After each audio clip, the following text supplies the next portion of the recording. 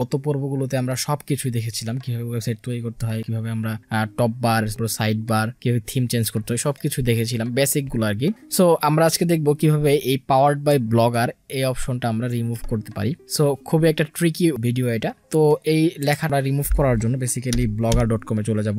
Alright, ব্লগারে আমরা চলে আসলাম blogger.com এ। blogger.com থেকে আমরা চলে যাব হচ্ছে লেখাটাকে রিমুভ করার জন্য চলে যাব হচ্ছে থিমে।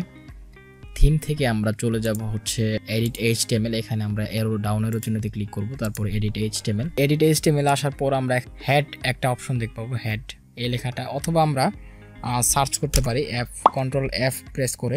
আমরা যদি এখানে লিখি, এটা লিখে যদি আমরা সার্চ করি তাহলে দেখতে পাচ্ছ হেড একটা অপশন আসবে। এই হেডের নিচে আমরা একটা স্পেস দিব, স্পেস এন্টার করে একটা স্পেস দেওয়ার পরে আমরা যে এই যে কোডটা, খুব ছোট্ট একটা কোড, আমরা ডেসক্রিপশন বক্সে এই কোডটার লিঙ্ক দিয়ে দিব।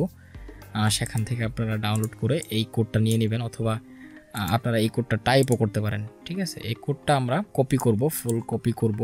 কপি করার পর আমরা হচ্ছে যে এই যে হেড আছে, হেডের নিচে আমরা এটি পেস্ট করে দিব। অলরাইট, পেস্ট করা শেষ।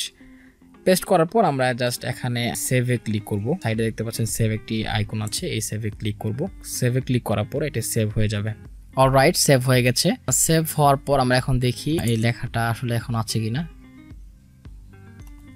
দেখতে পাচ্ছেন যে নিচে কোনো লেখাই নেই। আগে কিন্তু ছিল পাওয়ার্ড বাই ব্লগার কিংবা থিম ক্রিয়েটেড বাই অমুক অমুক হাবিজাবি ছিল আগে, তাই না? কিন্তু এখন কিন্তু একদম ফুল ফ্রেশ একটি ওয়েবসাইট, এখানে কোনো ধরনের ক্রেডিট নাই, জাস্ট সম্পূর্ণ ফ্রি একটা ওয়েবসাইট।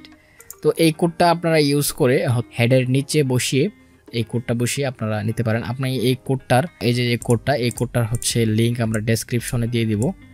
হ্যাঁ, আপনারা এখান থেকে সরাসরি এই কোডটা নিতে পারেন, অথবা এখান থেকে টাইপ করে নিতে পারেন। তো এইভাবে হচ্ছে আমরা বেসিক্যালি আমাদের নিচের লেখাটাকে মুছে ফেলতে পারি, ওয়েবসাইটটাকে ফুল ফ্রেশ করতে পারি। তো সবাই ভালো থাকবেন, সুস্থ থাকবেন এবং টেক ক্যাম্পাসের সাথে থাকবেন। Thank you all the best.